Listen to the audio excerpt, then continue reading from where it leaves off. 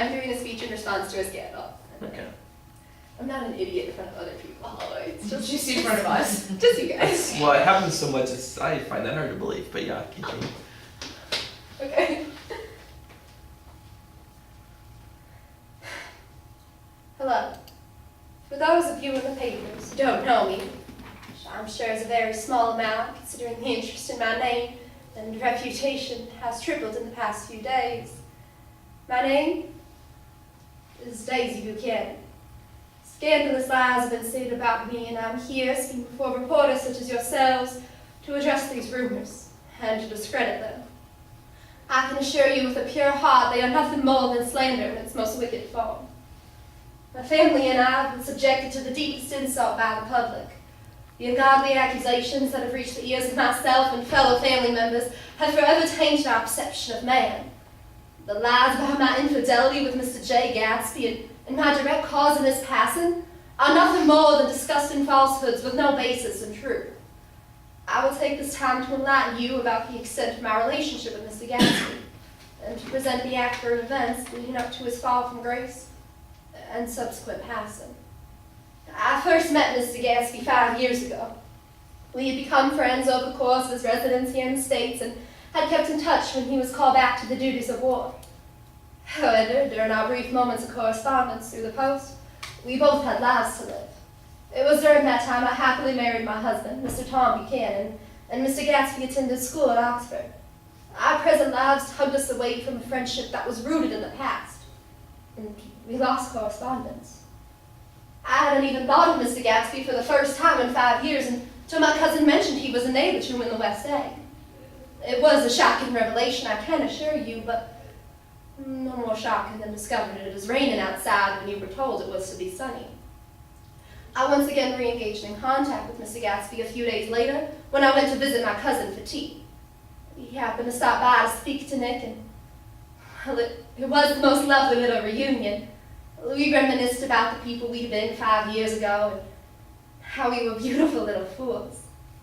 But that doesn't mean I'm not sorry to destroy your tasteless fantasies about the extent of my relationship with Mr. Gatsby. We've remained acquaintances. Mr. Gatsby became a neighbor who inhabited the beautiful house in the West Egg, someone whom my husband Tom and I would visit on occasions, and Mr. Gatsby would return the favor.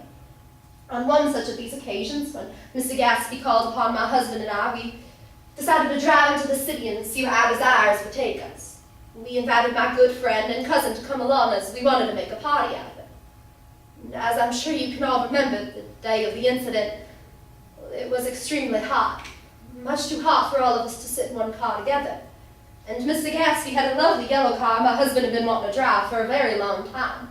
So my husband, cousin, and good friend rode in Mr. Gatsby's car, while Mr. Gatsby and I rode in my husband's.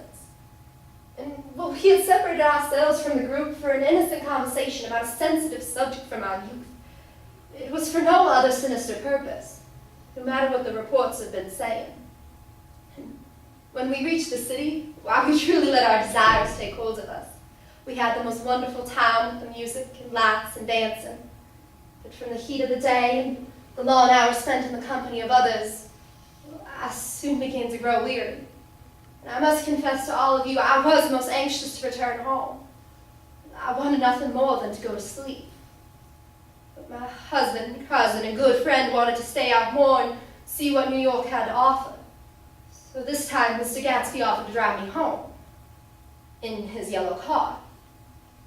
And I was so tired and exhausted from the day that I didn't realize how fast we were going until we were flying out of New York. And I told him to slow down the car, for he was making me very nervous, but Mr. Gatsby wouldn't listen, and then out of nowhere, that woman, well, she just jumped in front of the car, and Mr. Gatsby tried to brake him, I'm sure, but well, he hit her, and I told him to stop the car. I told him to slow down so we could call for help and see if she was all right, but he refused. He just kept driving, and when Mr. Gatsby dropped me off in front of my house, I remember staring at him as he walked away, and it couldn't be Mr. Gatsby who had done such a thing, because the Gatsby I know would never hurt anyone. It had to be another creature entirely.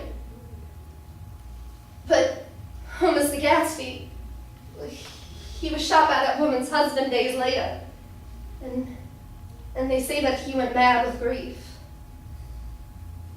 But I must confess to all of you that in the end, Mr. Gatsby was selfless.